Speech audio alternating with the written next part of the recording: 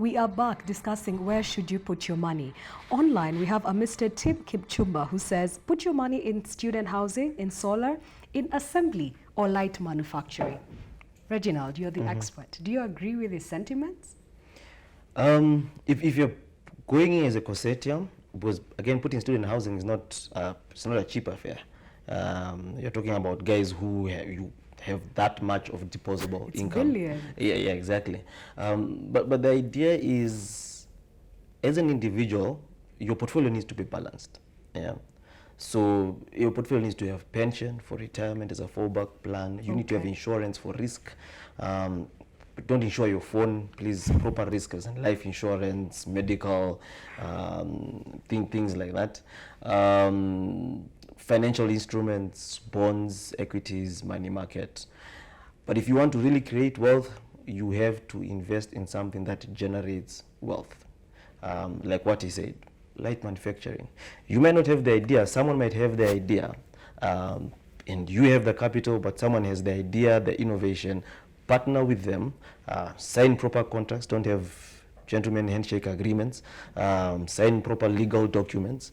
If it means you appointing the finance officer, having a seat on the board, then you start corporatizing even the informal sector. So it's a small business, but it has a board. Yes. That are making sure that things are running the same way. So if you actually want to end up becoming wealthy, financial instruments by themselves won't get you that wealthy. Because, I mean, and the NSC, the index was up 18% last year. I mean, you were lucky if you got into some particular stocks and made 30, 50%. But you can easily make 50%, 100% return if you're running a business or you're part of a business. Now, the question is, how do you identify these businesses?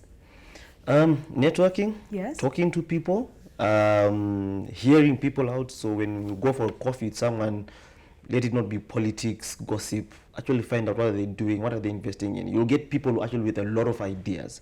I think what we need in terms of innovation in this country is actually crowdfunding. But that's a nice way of getting access to higher returns in a controlled environment. And somebody who can underwrite the risk. Exactly, actually. and you can get both the buyer and the seller, or the borrower and the lender in the same platform. So if crowdfunding actually is a good innovation for the country, instead of these mobile loans and things that people are using. Yes. So imagine if I'm running my fruit shop in the corner somewhere and I have access to a crowdfunding platform. I would most probably not come to you and give you money directly to say, okay, this is for stock. But if I know if I expand and I have more variety of fruits, if I can get them cleaned or even canned, I'm able to get more clients. I go on a crowdfunding platform or a platform that I can sell my idea and get someone who actually puts in.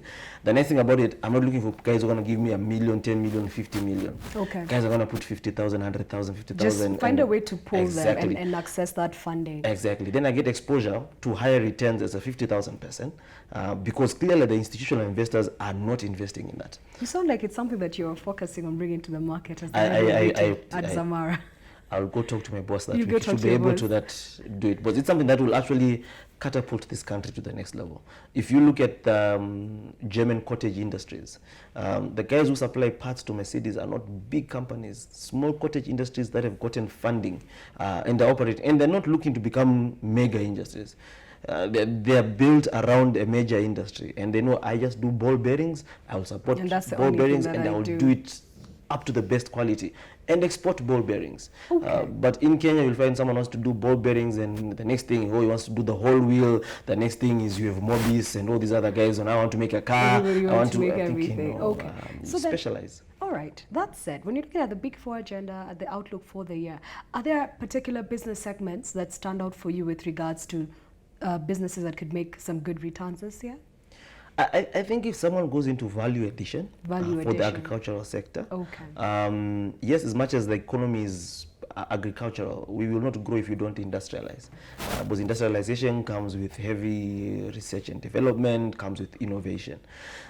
So I think if someone positions themselves along value addition, get those bananas. What can you do with a banana than just selling it as a whole banana?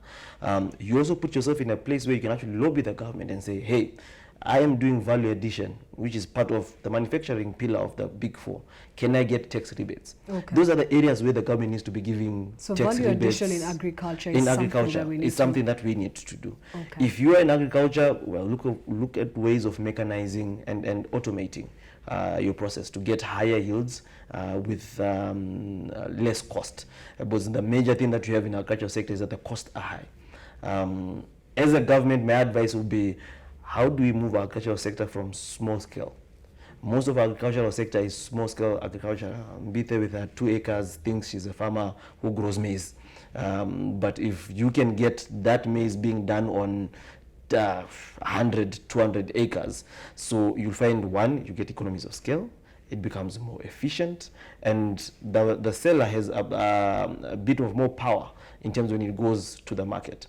So if we cannot add value and increase our exports, because if you're not exporting and if you're not industrializing, this method of Kenya of trying to grow the economy through consumption it's not working, and it's not going to work. Okay. But right now, most of our GDP is through either retail consumption or government consumption, which is not going to work. Which is not going to work. All right, our final question for the day. I have 30,000, give or take, and I want to make a return in the year 2020. Based on all the different asset classes we've discussed, where would you tell me to put my money?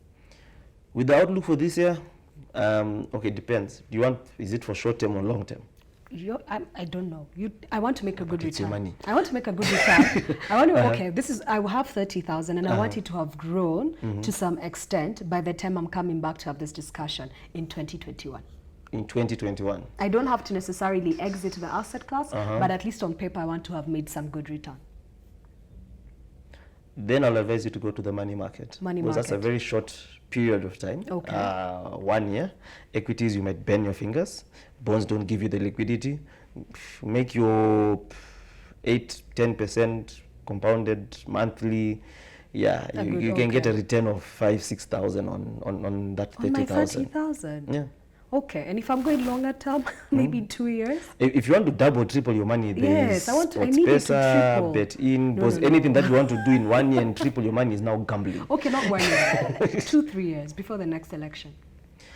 You can take your chances in equities. If you've looked at there are good stocks, like Nation Media has a dividend yield of 14%, Barclays 9-10%, which can give you both a dividend yield annually and the prospects of a capital gain. 3 years is a good period. You can, I think the season we are in, the NSC, should be withering out around that time. You should have a mini recovery, which you can actually make some money in it. For Nation Media, do you think they can continue paying the dividend that they've been paying in the past, at least this year, next year? They should be able. Them and I know called what, Scan Group, what's the name of Scan Group? Yeah. Scan. It's a way of keeping your shareholders happy. Is pay out a good dividend, especially when your share price is not doing that well, like what most share prices are currently. So in the current economic environment and with the outlook, if you're going for 3 years, look for a defensive stock. So therefore, you're looking for a stock either in a defensive industry or a stock that pays a good dividend yield, so that you can compensate any lack of capital gain by at least getting a good dividend. So defensive strategic allocation, that's our keyword for the year. Yes. Anything else that you'd like to add as we come to the close of this? Don't be scared to try.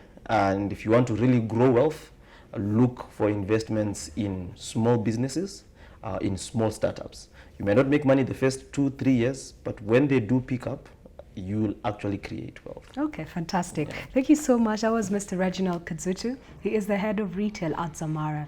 Defensive strategic. Being defensive in this year, that's a focus for us. What is your defensive strategic outlook for this year? What sectors are you investing in? Engage with us. We are on Metropole TV. That's on Twitter. Thank you so much for your time. See you tomorrow at the same time. Good afternoon.